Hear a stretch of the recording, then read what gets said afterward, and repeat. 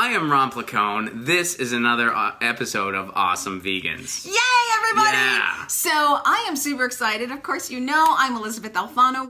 This is my first comedian. You are the first comedian that I have had on Awesome Vegans. Cool. Yes, cool. I know. Cool. Exactly right.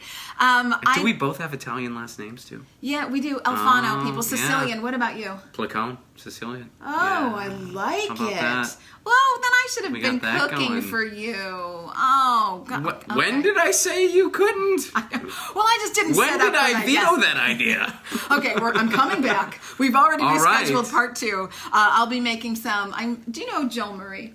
Funny guy, Joel Murray. Actually, he was on my show. Oh, yeah? But he's not vegan at all. Okay. So he wasn't on the Awesome Vegans part of my show. He was on the cooking side of my show. I do just like you. I've got like 4 gazillion shows where we're going to talk about all of his shows. Look who, Lucy look who wants has to. joined. Lucy wants attention. Look who has joined. Oh, sweet Pea. She likes you. Oh, I love she just her. jumped up right on your lap. I know, I love her. So he is not vegan at all. Mm-hmm. But we kind of go back, we got Chicago ties together. And so I said, hey, you tell me your favorite meat dish and I will make it plant-based. So he came to my kitchen and I made him pasta bolognese, but with plant-based, Beyond Meat. And it was super good. I've actually, I mean, we're going to get into all this, Yeah. but that has been a very big priority of mine, and I made a really good bolognese, because the crumbles make it so much easier. Absolutely. To make a sauce, and it's meant for sauce. Right. So, I mean, I've made, like, germelli bolognese with meatballs. A vegan dish. Oh, hold up. All right, You're cooking sorry, for I'm me. jumping ahead. No. I was going to cook for you, but obviously you should maybe Why be don't cooking for me.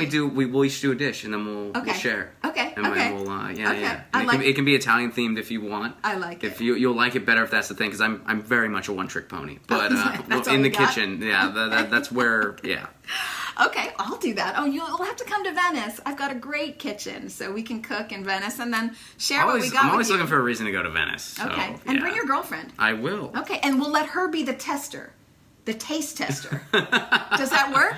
I've had some of your food before, so I have a feeling you're gonna win. You know your stuff. I'm more of a hobbyist, but I'm totally in. Okay, Like, it'll be a good time. Well, if she's in, is she vegan too? She's doing it with me. Oh. So when we get into the story, Yes. Yeah, okay. yeah. Well, maybe we should get into the story All right. then. But before we go full board on your story. Oh, Lucy, okay. be nice. Be nice. Let me sing your praises a little bit, just so you guys all know like what's going on. So you are super, super funny. But to know that you're super funny, you could go to a gazillion of his stand-up comedian shows. So you travel the country, right? I do. stand-up. I'm- Hardest job in the world. Oh, I hope that's not true. It takes a really special kind of personality. Doctor. I think. I Yes, feel like there's a I know. lot tougher. Well, maybe doctor and maybe lawyer, but okay, and maybe some others too. But think about going on stage. I couldn't do it. I think being a musician's way tougher. But I don't know. I mean, how do you measure toughness? I mean, that's kind of, it all depends on the person and the personality. Yes, of course. Being an artist is a tricky life, but I think it's an easy job in the sense that you're driven to do it. So many people think, what should I do? Should I study this? Should I study that? They don't have a real sense of their purpose. But with an artist, you don't have a choice. You know where you're going. And that way, it takes a big burden off your shoulders. Then, of course, you have to live by that passion, and that's super tricky. So Can be, yeah. Yeah. Okay, so stand-up comedy, but then you also write for the Jimmy Dore Show. Yeah, Jimmy Dore Show. I've been working over there for a couple years now. Pretty much when I got to LA. And yeah, that's been great. I'm a panelist on the show, and I do a lot of the writing for the show, and I also produce some of the stories for the show. Wonderful. And that's a topical political comedy show. So I'm really into the news. That's why I have a show called Get Your News On with Ron. So it all kind of feeds each other. And you mentioned stand up, and I have a little comedy tour going on called the Progressive Comedy Tour with myself and Graham Elwood. Yeah. Who Graham Elwood is a very funny comedian who's been vegan for a really long time. He's going to be on the show then. Oh yeah, you got to have Graham. Graham's great, and he has a lot more knowledge on the topic than I do. I'm more of a kind of recent learning newcomer. He's been vegan for a lot of years, but already it has been like we were on the road. We did the Gulf last month, so we went to New Orleans and Pensacola, Florida, and Mississippi. We tried Mississippi. How was that? Smaller but fun.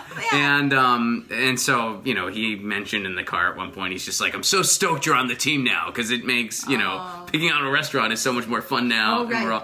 So we found an amazing vegan place in Mississippi.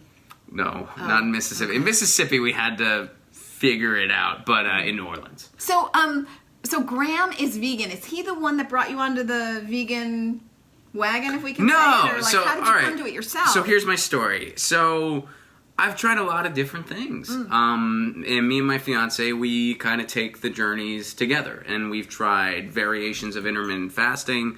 We've tried even the opposite. I did the Whole30 a couple times. Oh, yeah. Oh, great.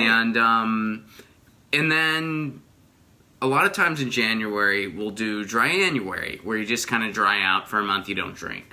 I'm not a big drinker anyway, so but it's just a nice thing to do, and you know, I notice I always lose a little bit when I'm not having a social whiskey or whatever. We didn't do Dry-January this year, so we were like, well, we always do something. Let's do something. I was doing the intermittent thing. It wasn't going that great for me. I didn't really. I felt like I was just not really dieting at all. Like I felt like I wasn't. Like I was just because I was meals. Right? Kind of, yeah, because I would do like I think it was like the 16 and 8, where you like don't eat for 6, and then, but in the 8 hours you can just eat whatever you want. So and you go to town. I felt like I was just being a jerk, you know, like I was just like, I can eat whatever, and so, and that was more on me than the diet itself. That was more me not having discipline as a person, but like, so I didn't, so my fiance actually said, why don't we try vegan in February? She said it. And she said it, and I was like, I don't know. It's probably real expensive. It's probably... So, you know, we tried it, and it was really none of those things. It wasn't crazy expensive. It wasn't... I didn't really find myself missing anything. I felt really good. Still do. Yeah. And so February came and went, and we were both kind of like, we just didn't change. And, you know, so it's still very new. I mean, it's still, it's only March, so, March, but it's like, here I am. Yeah. So let me go over that a little bit again. So what were some of the preconceived notions you had going in? So you thought it would be expensive. I did, because the Whole30 is extremely, and I know these are two very different things. Right. One could even argue opposite ends of the spectrum in some ways, but that's a very expensive thing to do. Plus, you're not supposed to do it indefinitely. You know, you're only supposed to do it for 30 days, and for good reason. And, you know, I did a segment on Get Your News On with Ron recently because people asked for, like, a diet segment. So I talked about my experience with all of them and which one I liked the best. And I'm like, look, I'm not trying to impose anything on anybody, but here's my experience. You can take that for, you know, what you will. If you like it, great. If you don't, hey, this is just my experience. And I did talk about how vegan was the most positive experience I had because I just felt good, and I felt good right away, and I felt healthy, and it wasn't... You know, it's really, and I know we live in Los Angeles, so I certainly can't say it's the same everywhere in the country. I have no idea, but, oh, hi, Lucy. But just in Pasadena alone, where I live, there's well, I've only been to 2 of them, so I can't say 3 for sure, but 3 vegan restaurants, 2 I know for a fact are freaking awesome. Which ones have you been to? Sage, and I've been to Real Food Daily. Yes. Oh, 2 of my absolute favorites. Real Food Daily is amazing. I mean... It's in West Hollywood, too. Yeah, there's one in West Hollywood. You get to design your own burger. Yeah, it's great. And they have everything you could want, and including a pretzel bun, which is awesome. So good. And that vegan pretzel bun. Oh, my God. It's the best. I almost want to say, like, okay, I'll take the burger, and I'll take 2 buns. And I'll take one bun by itself, and then I'll eat the bun with the burger. I'm sure they'd let you. I'm sure they would. And then, I'll embarrass myself, but I'm sure they would. And then Sage, like... And I mean, charts. Sage is so... And man, I feel like this... I hope people don't think I'm like just pandering to your audience because I'm being very sincere.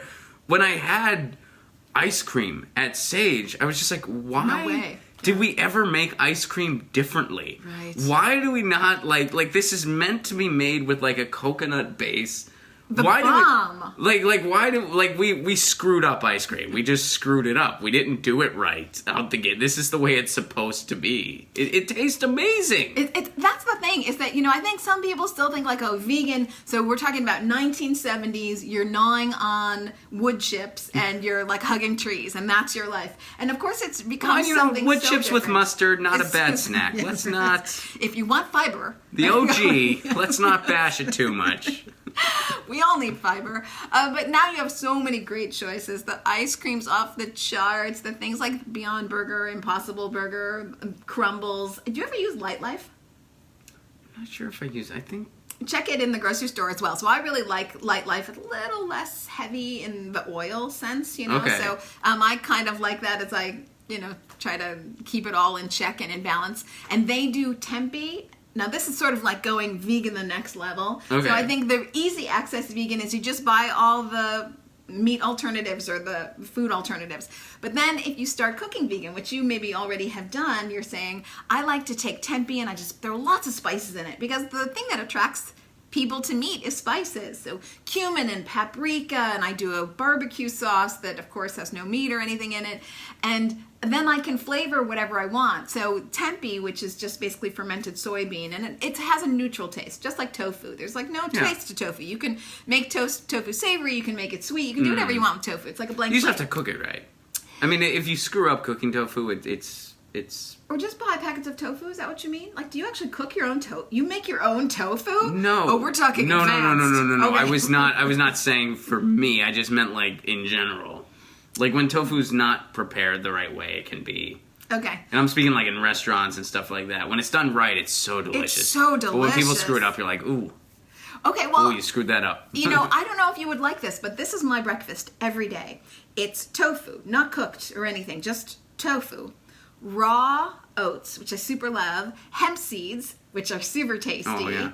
any fresh berry that I've got in the house, and then sometimes if I'm feeling like, ooh, I want a little something extra, I'll take unsweetened coconut flakes, and then I'll take maple syrup or date syrup, and like a big teaspoon. So I'm not a big syrup guy, but I'm sure like I could... I know, it's so weird. Wait, it's so but weird. I've never it's so heard weird. that before. It's so weird. I know, everyone hates me now. Everyone's like, we're done. Like, I don't like syrup. It's a What really do you weird mean? thing. I know.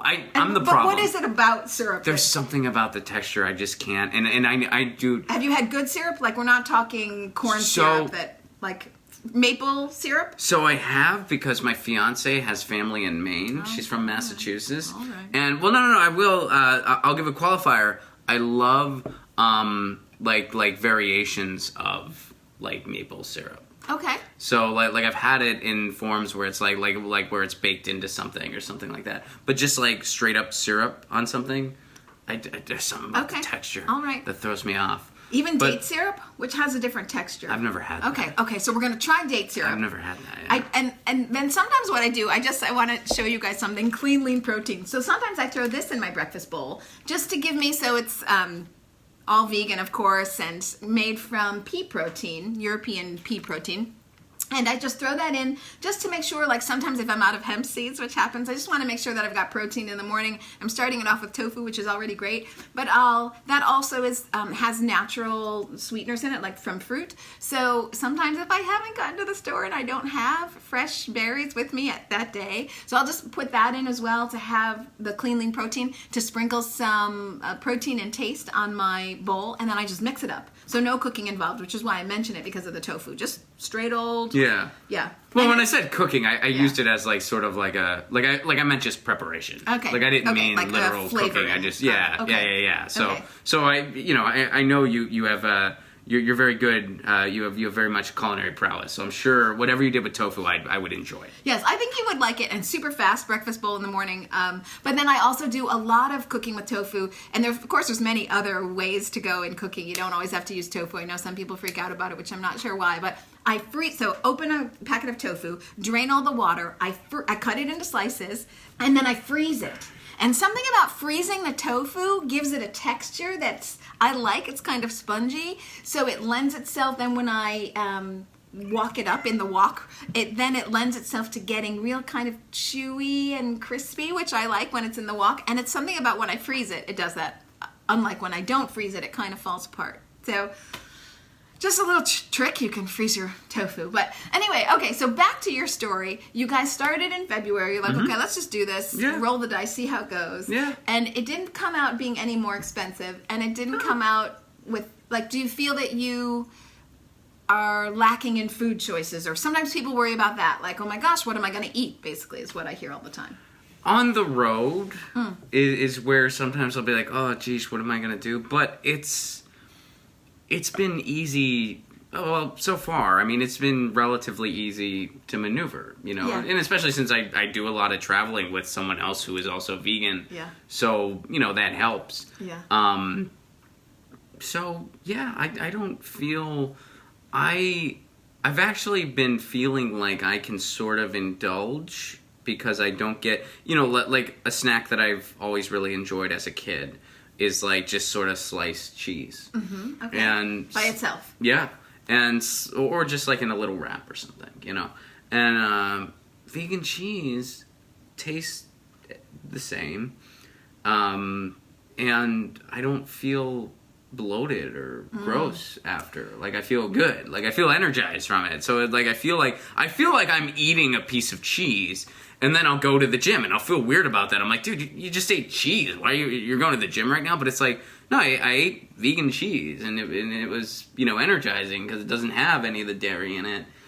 And so yeah, I kind of enjoy that. Like I feel like I'm snacking like a kid in some ways, but I'm actually eating stuff that's And I know like sliced vegan cheese. It's not like it's like some super health food necessarily, but it's better. It's better. And yeah, absolutely a step in the right direction. And so many people have dairy intolerance or even a cow protein allergy. So many people feel negative effects from dairy, bloating and asthma and skin issues and acne. So a lot of people say that once they pull out the dairy, they feel a lot better. So yeah, well, and I even experienced that with the Whole30. I mean, my sinuses were a lot different. Mm-hmm. Isn't that amazing how it affects your nasal? Well, and I actually got really excited recently because I got an advertisement over on my apartment door for the local the local pizza man, which is kind of the best like pizza delivery option.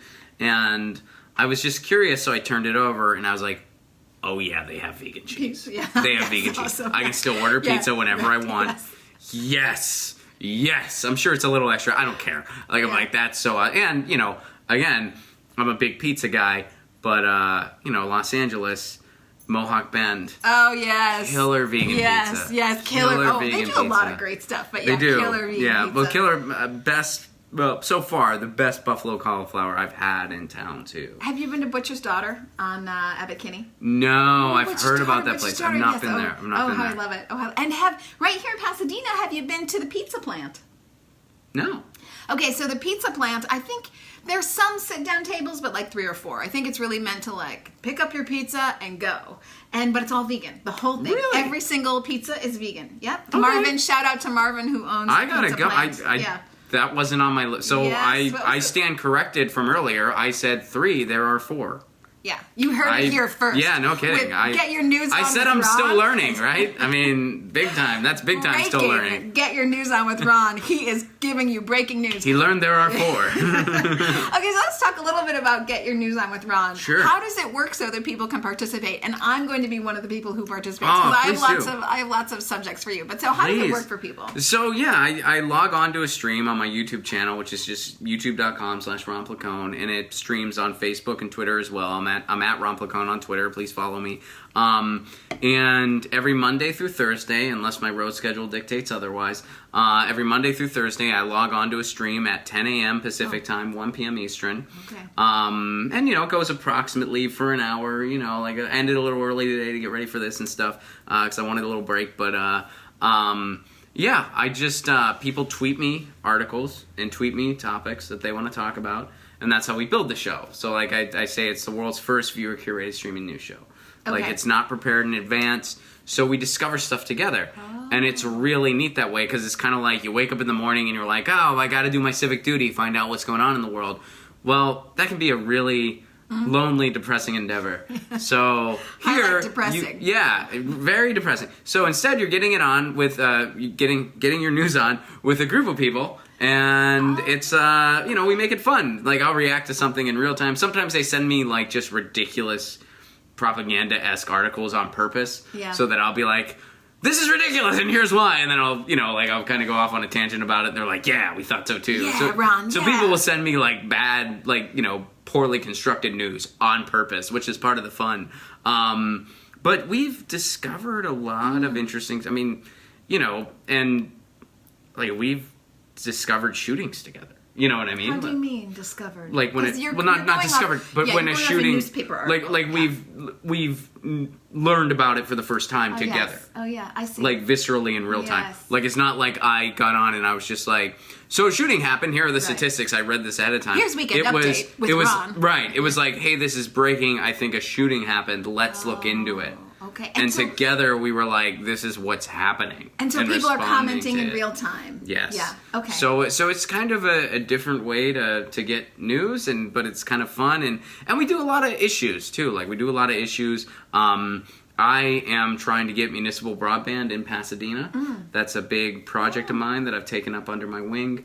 So we talk a lot about issues of internet access, net neutrality, stuff like that. And so, why is net neutrality because I also have my own loves and pet projects that I'm going to send to you. This is how I can do it because I want to hear about net neutrality, but just tell people how they get you the topics that they want to talk about in the news. Tweet it to me, at Ron Placone, and then there's two ways to do it. So the easiest way is just tweet it at me the morning of.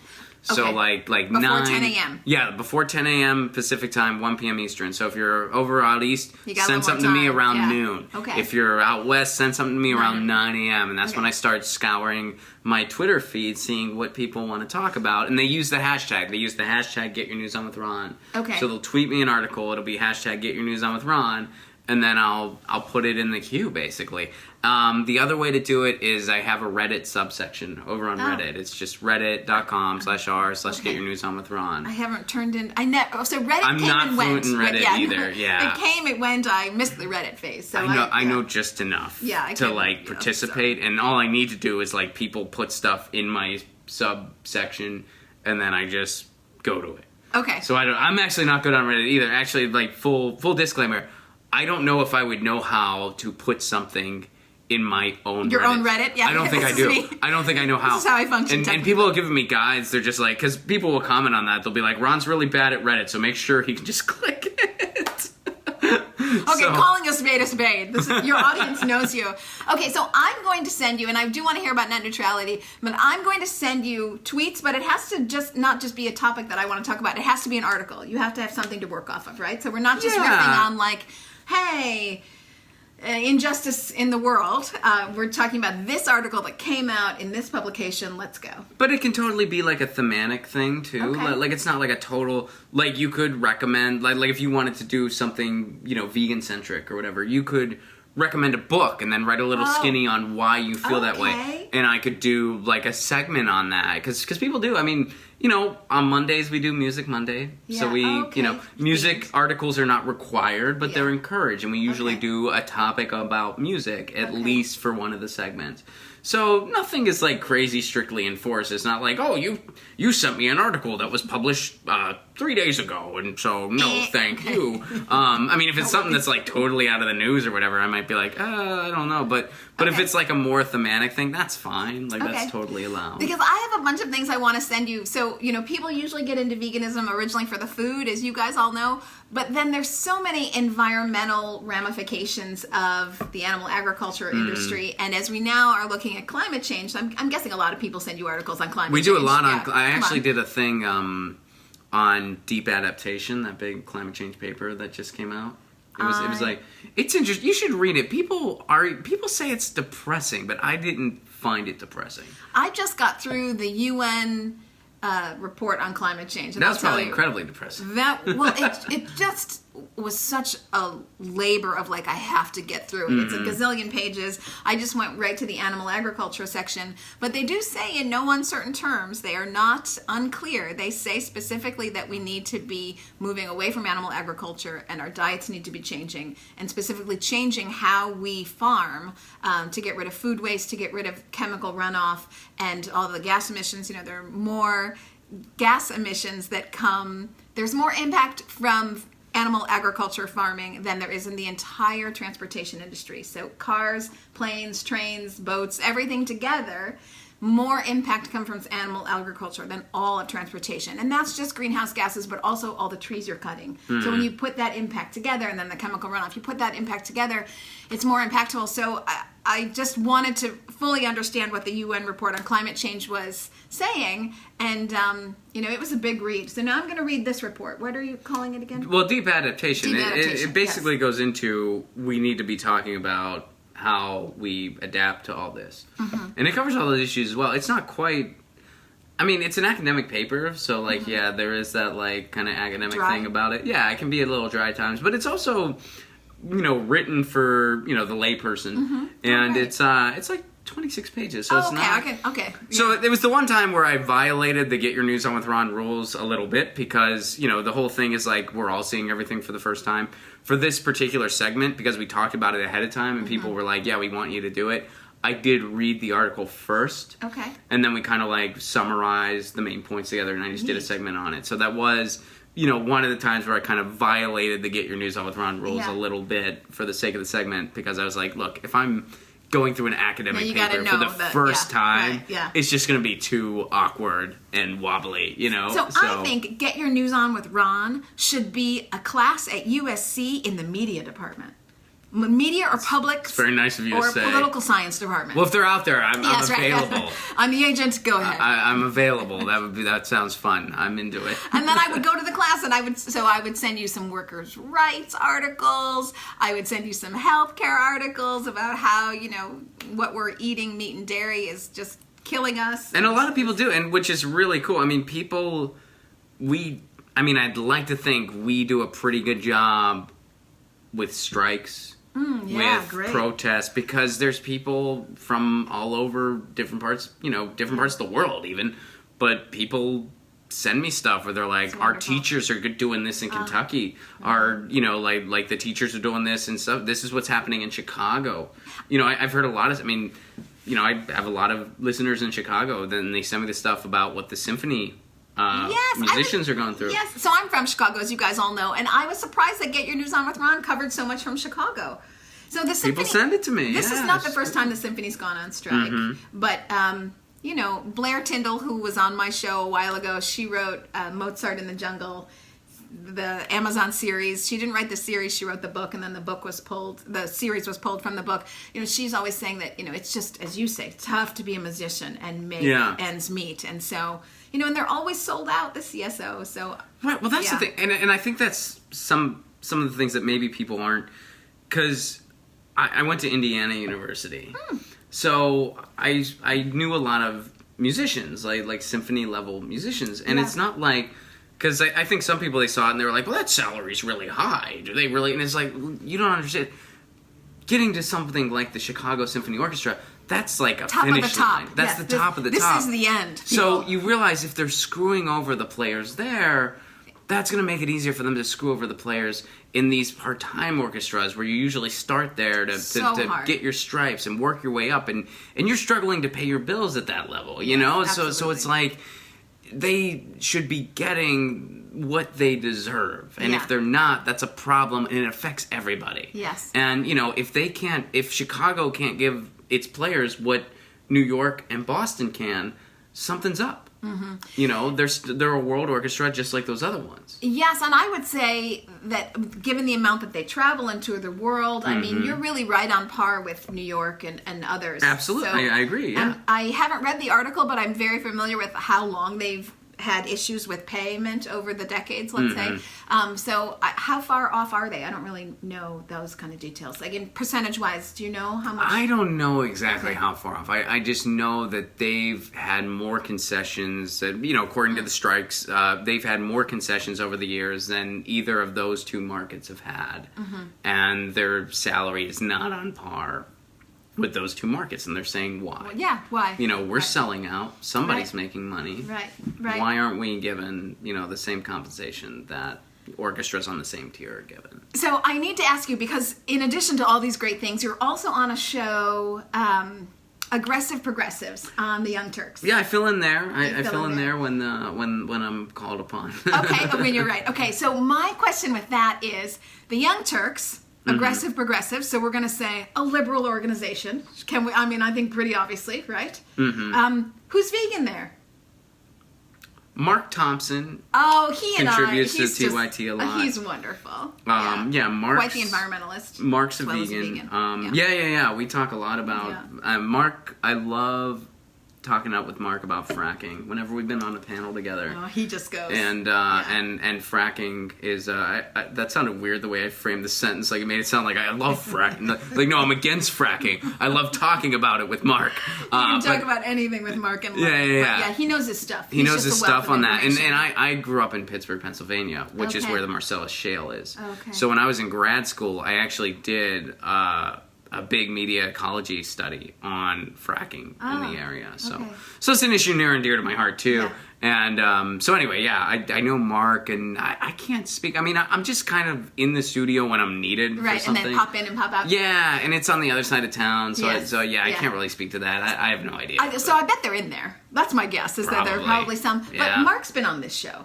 Props, sending love to Mark, whom I adore.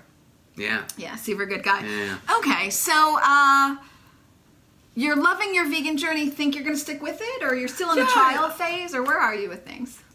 That's a tough question. I mean, I feel like I just, for me, I'm always trying to evolve and grow and learn and read things and see what's out there. And right now, I feel good. I feel healthy. I feel it's been a very positive experience. And I kind of broke it down on Get Your News On with Ron, how I felt about the different diets, why, veganism I connected with the most.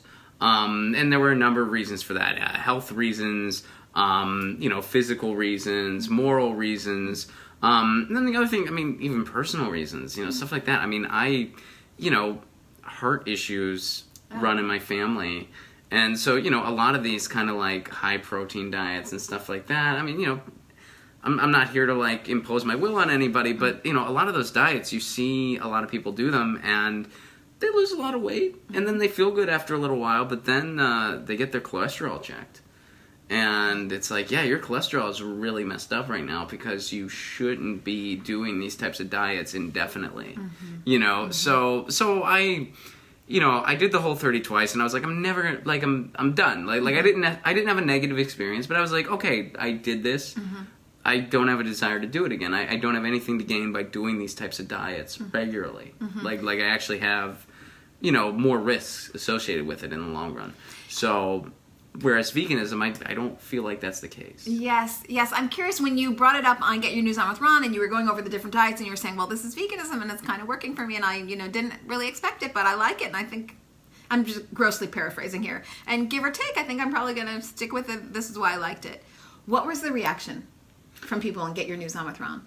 People were mostly pretty cool. I mean, I definitely have a portion. I mean, I have a lot of vegans in my audience, Okay. And so a lot of them were like, sweet. A lot of them sent some tips. Yeah, awesome. Some were like, hey, this was really informative. Awesome. I'm, considering this. Maybe it's easier than I realized. Some people were like, just don't impose. I'm like, I wasn't trying to impose anything. I was just talking about my experience. Right. And I said that multiple times, many times. I was like, I'm not preaching to anybody. I'm not imposing my will on anybody. I'm not saying I'm any better or worse than anybody else. I'm just talking about my experience that somebody requested me to talk about. And I'm comparing and contrasting the different things from my experience. So it was mostly positive. Like, people thought it was interesting. Some people are trying different things. I know some people, like, they're trying a Whole30. Some people are trying, like, what's the, like, keto thing? I mean, I'm not fluid in all the different things that are out there. I just know what I've tried, and so yeah.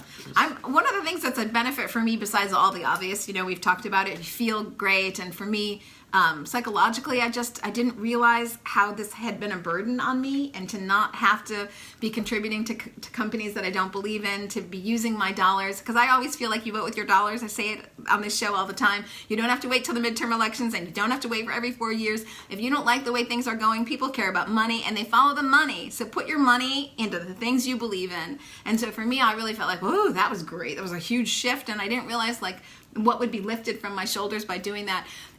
And so just the gazillion amounts of reasons you could like this. But more than anything, I do it for ease. Like, I don't want to be switching diets for 30 days and then a different thing for 30. And, like, I just want to do one thing that works and move on. Because I got to do things, people. I can't be like, I'm not counting calories. I'm not looking at protein grams. I just, like, I got to get my stuff. And again, a shout out just because I've just begun working with these people that I love, Clean Lean Protein. Okay, I know it's all natural sources. It's only 3 to 5 ingredients. I throw it on my breakfast, Clean Lean Protein, and I move on. Like, I just don't have a lot of time to...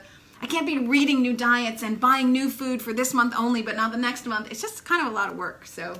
Yeah, I mean, it can be. And yeah, we just did, my fiance and myself, like, we've just done some trial and error things. And this is the one that we've kind of really connected with. She really, and I think, I mean, I don't want to, like, speak for her, but I feel like I might have had a slightly easier time because, this gets back to the Italian thing. Oh, okay. I'm more used to, dealing with a lot of carbs, and I love pasta. I'm never not gonna have pasta in my life. I'm sorry. I know it's not great for me, but I love it, and there are way worse vices one could have than pasta. So so sorry, but I'm having my drug pasta. of choice. Yeah, and I made a eggplant parmesan, a vegan eggplant parmesan that I'm proud of. Good. The nut-based mozzarellas are perfect for that dish. So good, yeah. And, my gemelli and meatballs, I would have had anyone... try those. I would have had anyone in my family, and I'd be like, I dare you to tell me you can taste the difference. Yes. I dare you to tell me this isn't just gemelli and meatballs. Right. That's exactly what I did with pasta bolognese. I was like, come on, Joel. Tell me that this isn't the deal. Yeah. Because those crumbles are meant for... And, I don't know about all the crumbles you use. The crumbles I use, it's not like it's some great health food. It's not a fantastic food for you. No, it's a replacement. But it's a replacement. It works. It's easier to cook with. Yeah. It's way easier because you just healthier. Throw it in there, and it's it's a healthier. Relative term, but it's healthier. Right, and it's just you can just it just really brings out the flavor, and it's so much easier.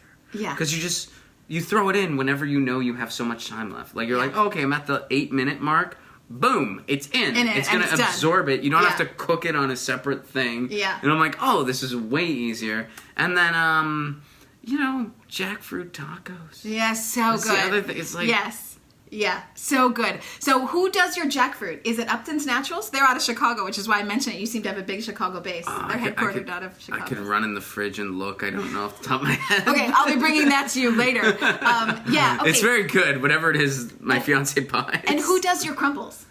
Who does your crumbles? It starts with an S. Is it like the... Is it Gardein, maybe? No. It's not... yes, it is. Is it? Yeah. Okay. Yeah, because sometimes S and G, just interchangeable for me. No, it is Gardein. I just, on the thing, there's that little emblem thing, and yeah, it threw me off. Oh my God.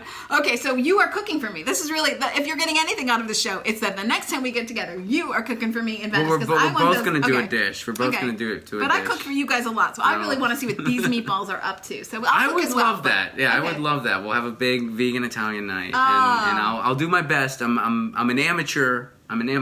But I have fun. Okay, so now we should just expand this. You guys should come over for dinner, and we'll let my boyfriend also taste. All right. We'll do all the cooking. Okay, so this is part 2 is coming. I'm in. Yes, that just sounds like a fun night. Yeah, okay, so as we kind of wrap up here, I have a couple quick questions for you, and they're meant to be off the top of your head. 1-word answers, just like boom, boom, boom. What food are we always going to find in your fridge? You're always going to find vegan cheese now. You're always going to find sliced vegan cheese. Favorite kind? By Daya. I like the provolone. Yeah, okay. Make a lot. Okay, yeah. Okay, awesome. Got that? Daya, provolone. What's your favorite snack? Could be junk food, could be healthy, either way. Pretzels. Woo! I love pretzels. Really? I'm from Pennsylvania. Okay. Yeah, we love our pretzels. It's funny, I went through a pretzel phase, and I always get the ones without any whey, because, I'm vegan, and I like check it. But of course, there are pretzels that don't have any whey in them. And then I don't know. I moved on to popcorn. I feel a little bit like I'm a traitor, but I moved on to popcorn somewhere in there. I like popcorn. Yeah, okay. I just grew up with pretzels. That was always the thing. Always with beer or just the pretzels? I can have them plain. I don't you're need beer, okay. You're hardcore. They go good All with right. beer. Yeah, they do. They go great with beer. Okay, you've had a long day. You've been out. You walk through the door. You're super tired. You don't have a lot of time. What's the one meal you can make in 10 minutes? It's so reliable. Every time it's good. Orzo. Oh, okay. Orzo, I like to just... Italian. You got that right? Yeah. Well, what I like to do is I like to absorb it with vegetable broth, and then I'll put in some garlic, and then just whatever other herbs I want to put in there. And then you just kind of fire that up and just eat it. Yeah, so super good. I cook a lot with mushroom broth. So just that's a good one too. Like whenever I make rice or couscous or whatever I'm making pasta, I use mushroom broth instead. It just gives me kind of a base of flavor that I really like. Well, I mean, mushroom broth is. I mean, that's a very typical like risotto base and stuff too. So yeah. I don't just. I mean, mushroom broth would totally be something I'd use too. I just usually we always have vegetable broth on hand, so that's usually easy. just my go-to. Like pour it in there, but. Mushroom broth, I gotta try it with that. The bacon Noted. one. Okay. Do you have any pets? And you do, because Lucy, your cat, I do. is running around I have here. Lucy, my cat. She runs the place. I just pay the bills. She's over us now. Me and my fiance. She was into it for a while, but she's so done with us. Yeah, she gets it. She knows what's going down now. She's way over there on the other side. She's over there. Do you think they're any different than farm animals? What, you mean like my pet? What do you mean different than? I mean, she's a different animal. Right. Yeah. Right. So a lot of it has been said to me before that, like, oh, well, of course I'm not going to do that to my dog. Right. But a cow or a pig, whatever, they don't know the difference. Well, I think that's conditioning, because it's like, years ago. The person or the animal? Both. Yeah. I mean, well, more the person, I think, because, we domesticated dogs because they helped us with hunting. Back in the day. And they were protective, I think. And they were protective. We domesticated cats because they kept the rats at bay. And we knew that was good. That's rodents. Why, part of the reason, and the rodents and, all the diseases they would carry. That's actually, there's a theory out there that Lucy writes a comic, by the way. Okay. And Lucy... really talented Lucy cat. is really behind this theory. But like, one of the theories out there is the reason the bubonic plague happened the way it did was because that was around the time the Pope at the time, I forget which Pope it was, but this was going back, but the Pope at the time, that was when they declared all cats demonic creatures. So cats were banned, and cats were murdered and killed and banished. So there weren't any cats around, so all of the rats that carried diseases were just running around more rampant. Man gets in man's own way quite a lot. Right? Yeah. It's amazing we're still on the planet. So that's...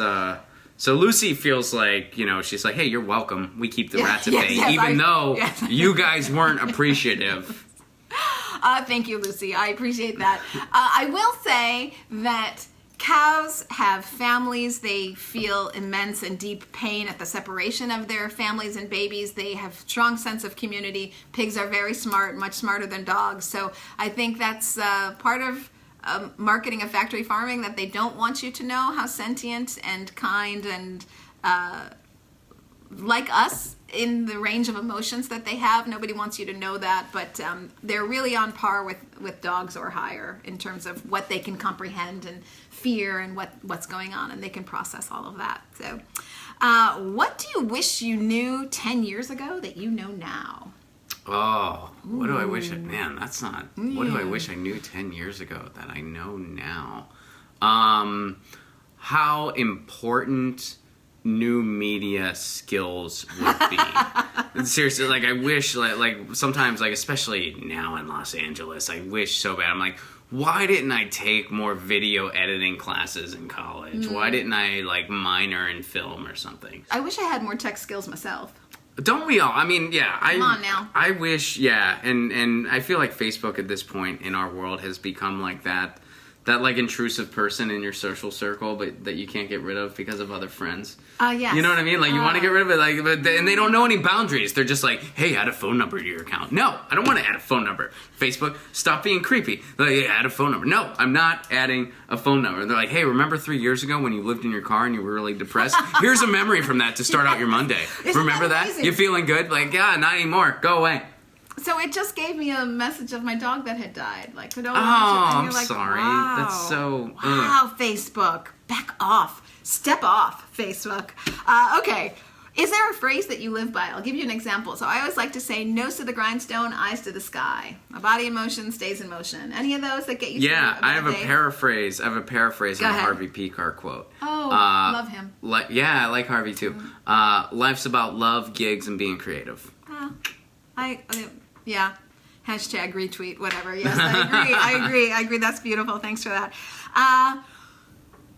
Do you feel that you have, this is like the only question that's not really one word answer. Do you feel that you have a purpose in life? And if so, what is it? I think we all have a purpose in life to try to leave the world a little bit better than how we found it. Mm-hmm. I don't know if we're going to be able to pull that off this chapter of humanity. I really don't know. Might be a bad one, yeah. It might be like we are the final chapter. Yeah. so I don't know, but I so hope, not funny, but okay. I know. Yeah. I mean, but gotta laugh with it. What are you gonna do? Well, I think that except make change, but yeah. I mean, you got to do the best you can as an individual, and of course, so much is out of our hands because it's these big corporations and these, I mean, not even just in the agricultural side, but the oil and gas side, and I mean, all this stuff, and it's all connected. It is all connected. And these are the big polluters of the world. Yes. Now, I'm not saying that means don't do your best as an individual. Of course, do your best. I mean, I recycle, compost. I do my best. I use my dollars responsibly, and I'm we all try to do our best, but I mean, we really do need to see some huge policy shifts in this world, not just in this country, in this world.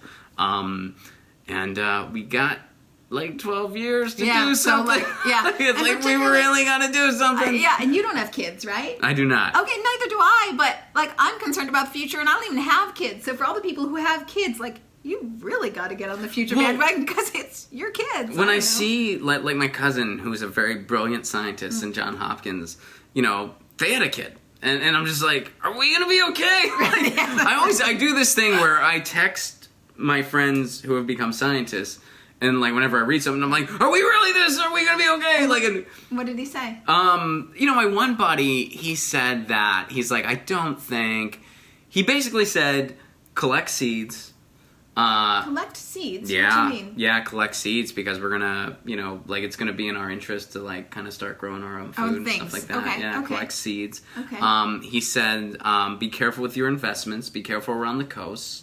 And he said that, staying in basins with a lot of water is probably a good thing. And he said chances are... So you gotta move, is basically what he's telling you. Well, I think Pasadena would technically be okay. But I'm gone. Venice, just ride it out. It'll be an interesting ride. It'll be fine. But, and he said that he thinks that we're gonna be okay. We're gonna adapt, we being humanity. Right.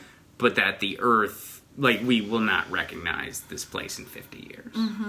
That's and those are some of the projections that are out there by people who are way smarter than me. Yeah, yes. Like people that really... And other people say, no, it's too little, too late. Like, we're going to be done. Right, there's no... So, Mark even says that a little bit, Mark Thompson. He says, like, I want to be hopeful, but I'm not sure we can pull it off at this stage. So, well, I think... It's not unfair to say we're behind schedule. I mean, everything I've read, I would come to that conclusion. We're behind schedule.